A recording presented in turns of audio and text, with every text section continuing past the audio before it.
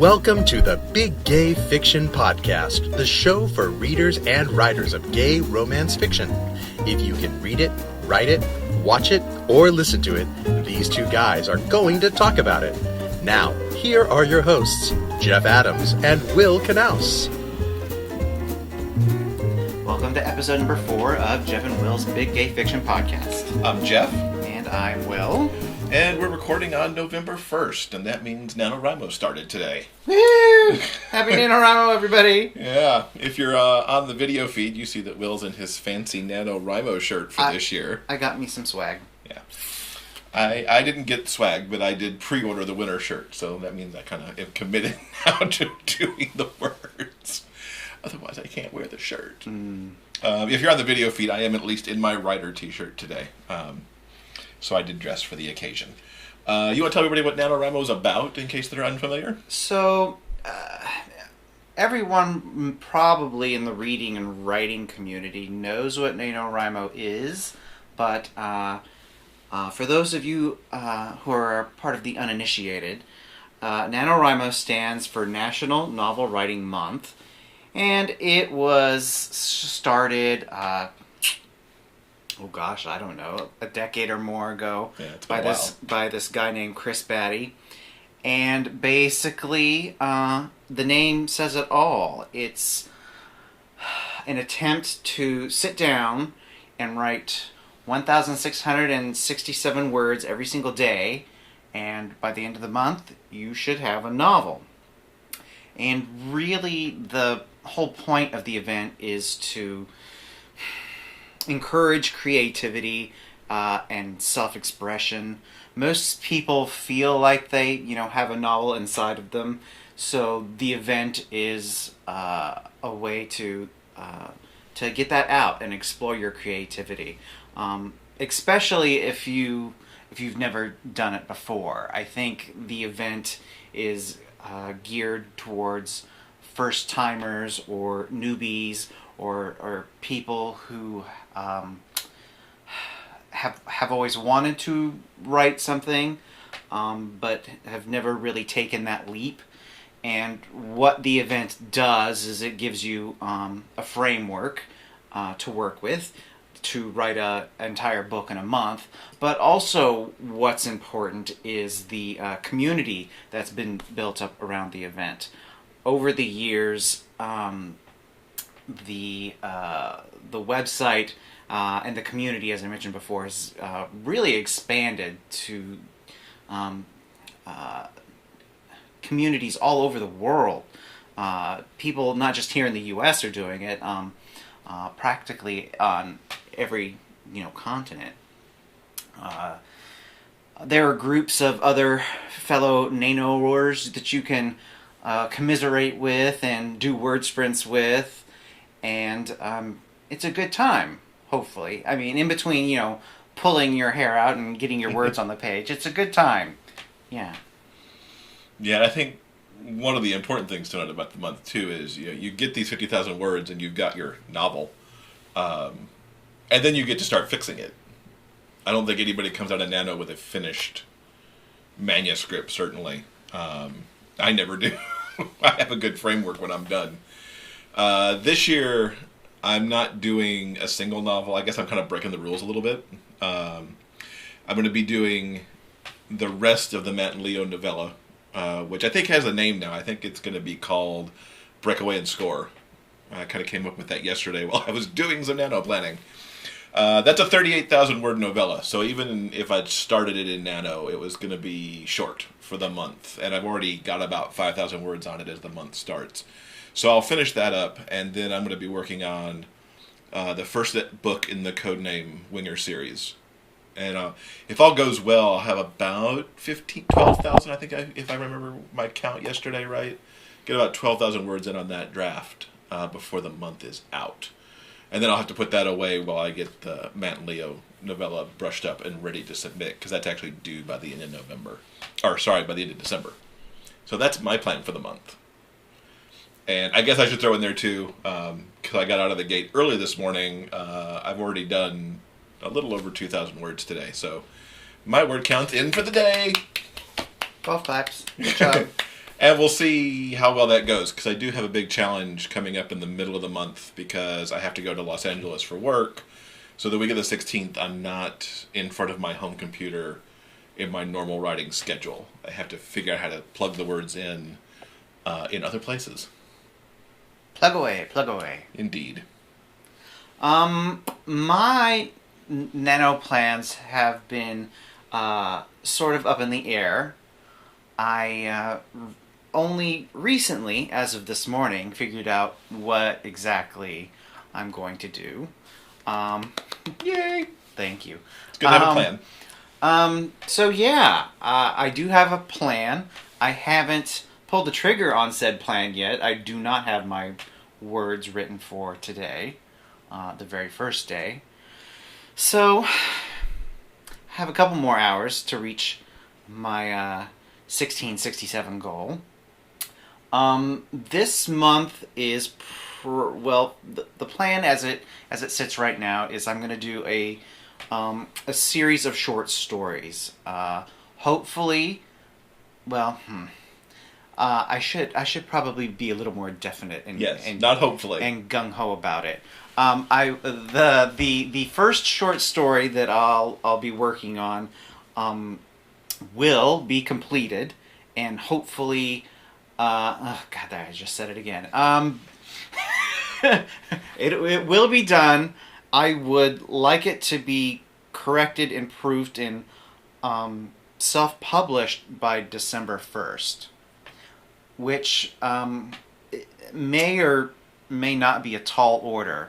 That's ambitious, since you have to keep writing in the middle of all that. Yeah, but since this is really the only thing I've got going on, I think it's perfectly doable. We'll give it a go. So, yeah.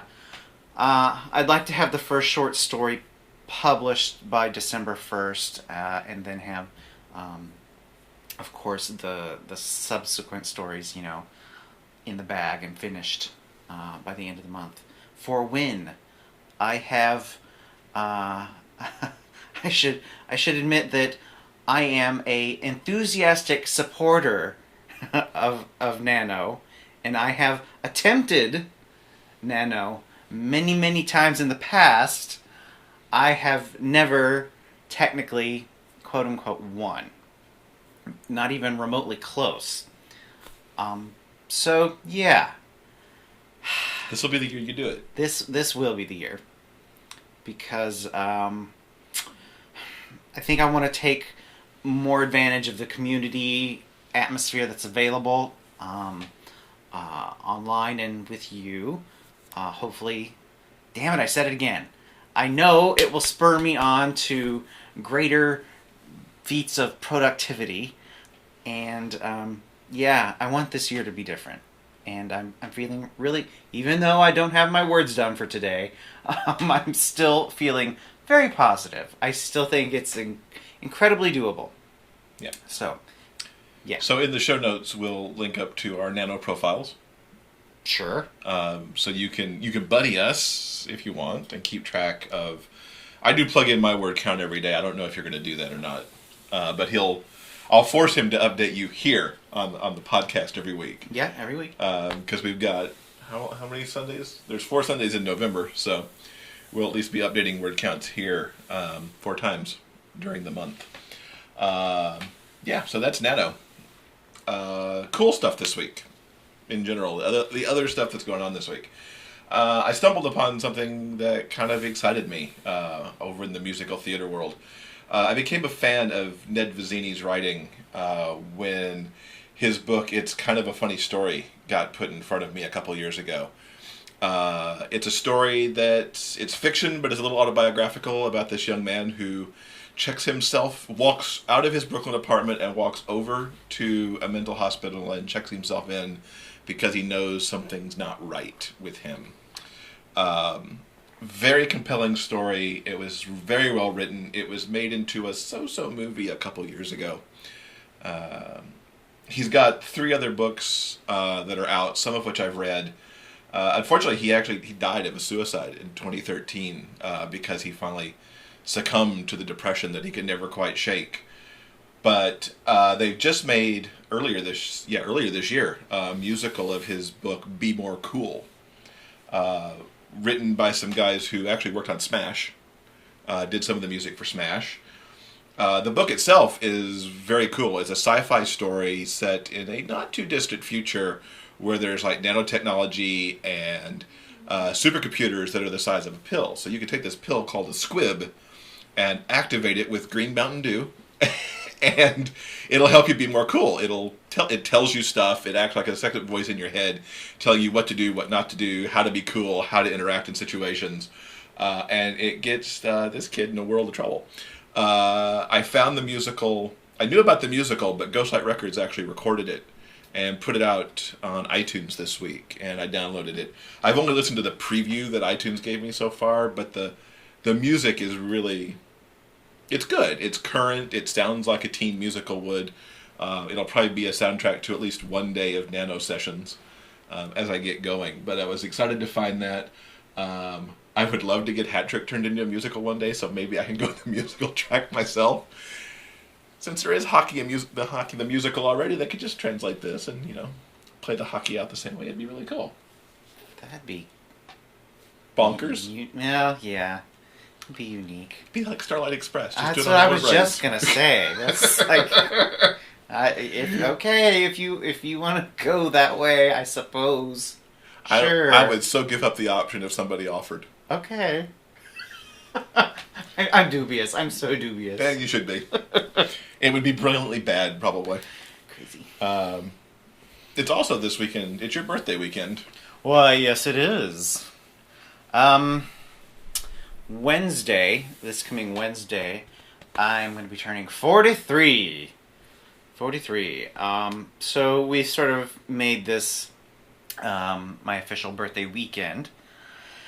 And it's been nice. It has been nice. Very pleasant. I always feel bad you make your own cake, but you bake so much better than I do. It's probably better that you make your cake. Yeah, I made my birthday cake, and last night was, of course, Halloween.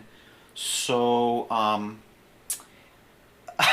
instead of suffering through the siege of trick-or-treaters, Yeah. we decided to go out to dinner. We went to a lovely restaurant that we haven't been to in quite a while, and that was really enjoyable. So we ate, we went and saw a show. Quite an extraordinary show. Yeah. Do you want to talk about that? We can talk about that a little bit. Yeah. For the tiny Humboldt County number of people that may hear this, I actually work with a local theater company here called Redwood Curtain. It was formed by some friends back in the late 90s. They were forming it right as we were leaving, and I was on the initial committee that was helping to form that. I stayed with while we were in New York, I was always the web builder. Since we came back, I've increased the website a little bit. I help out with the social media. I've become the president of the board of directors. I got immediately sucked into the board of directors when I got back, and I got nominated forward as president sometime early this year, I guess.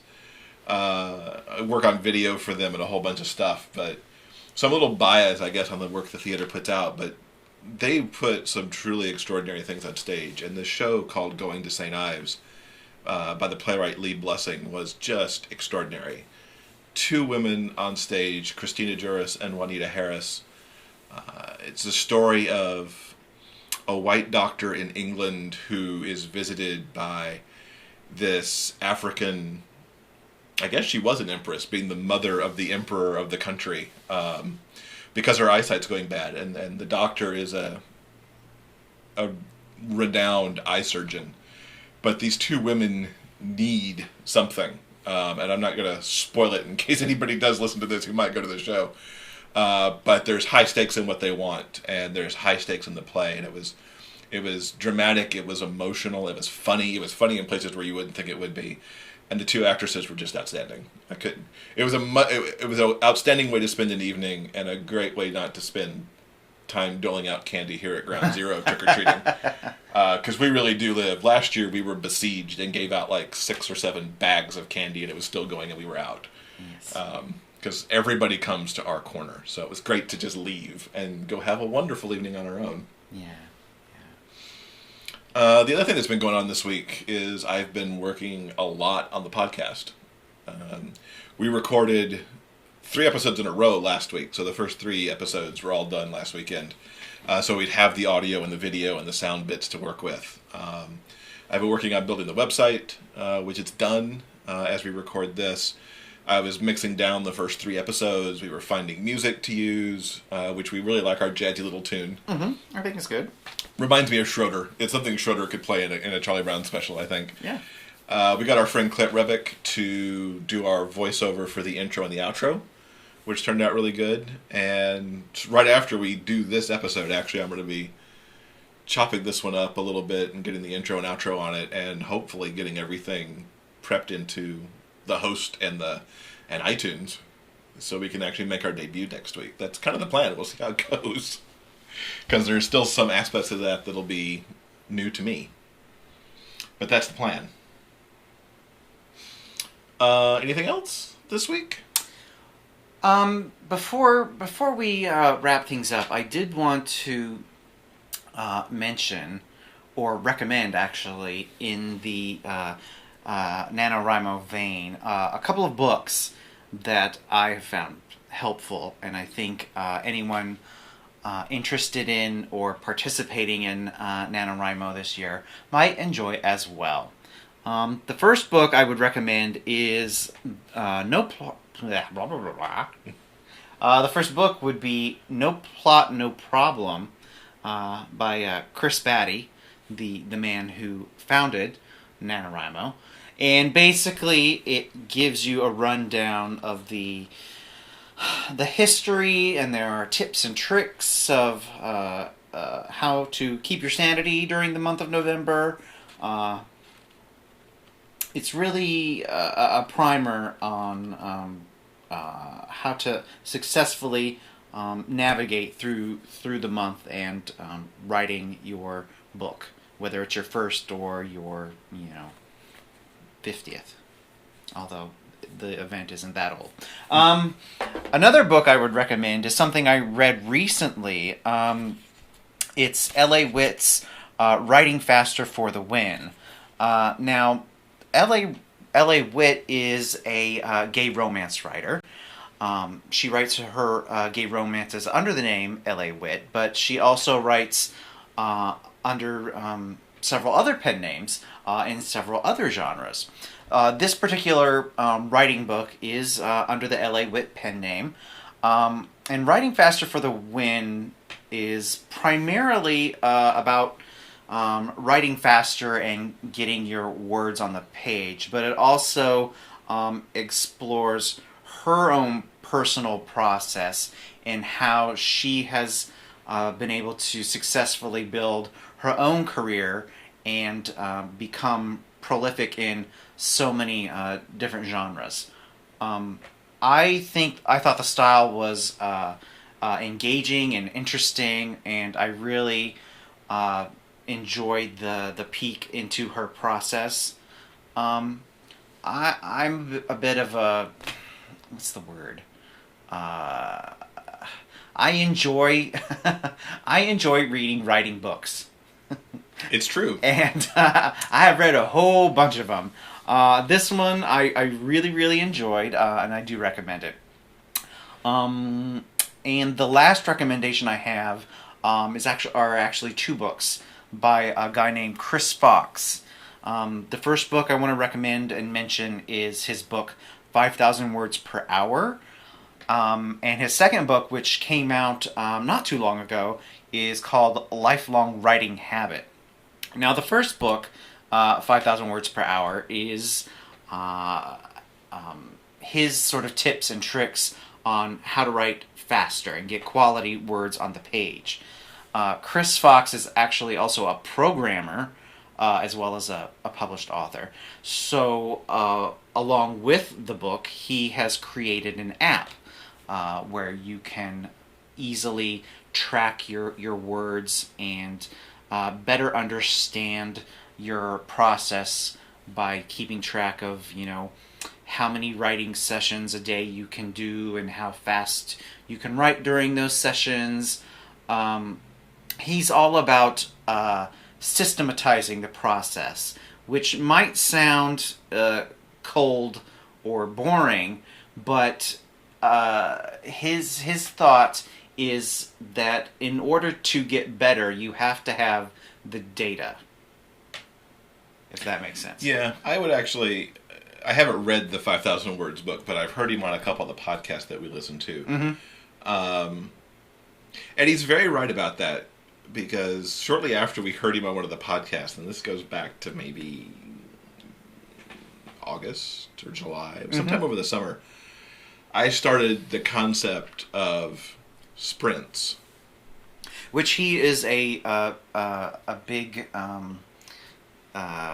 He's a fan of the sprint. Yes, he is. And the idea of the sprint is that you take a set amount of time. Most people say to start with 20 minutes, and that's what I did. Turn off the internet, turn off the email, turn off the distractions. Have your music ready if you're a person who listens to music, and I tend to sprint with music on. And you set your timer and you go and you write, and you don't edit, you just write. Mm-hmm. And you spill it on the page for those 20 minutes, and that's all you do. It works really well for me. I can get more words done faster now. I used to top myself out somewhere. I was lucky to get 2,000 words in a day. If I can do 6 sprints in a day, I can usually come out with closer to 3,000 to 4,000. My current average sits at around 630 words per 20 minutes. Mm-hmm. Sometimes a little higher, sometimes a little lower, obviously, but I sit right in the sweet spot around 630. Which means for Nano, if I can sit for 70 minutes, I should be able to get slightly more than my Nano words done, because I'll top out at least 1,800, and usually somewhere between 18 and 2,000. Did it this morning, hoping I can keep that going, because it was 3 sprints this morning. It also means if I've got more time in a day to do it, I should be able to get a little bit ahead, too.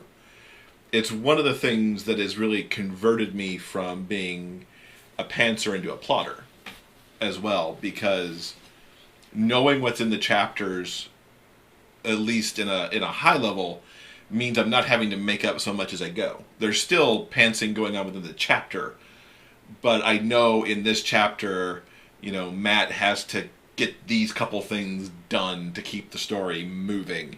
How he gets those things done, I may make up on the fly, but I at least know what he's got to get done instead of being completely unclear about everything. And we'll see how it pulls through. I've had some really high writing months on sprints. I'm hoping you find sprints as we get going in Nano. Yes, I have downloaded Chris's app. I haven't used it yet, but I certainly plan on using it during this month. Yeah. Yeah. And I know that the writers group that I belong to, which is an offshoot of the Author Strong podcast, we've been meeting via Google Hangout every other Saturday. And we've got, obviously, 2 meetings in November that are sitting right in the middle of Nano. And we're actually going to do word sprints in those sessions. And for the 90 minutes to 2 hours we'll meet, we'll set a clock for 20 and basically minimize our hangout window, because otherwise we're just going to be watching a bunch of heads typing for the most part.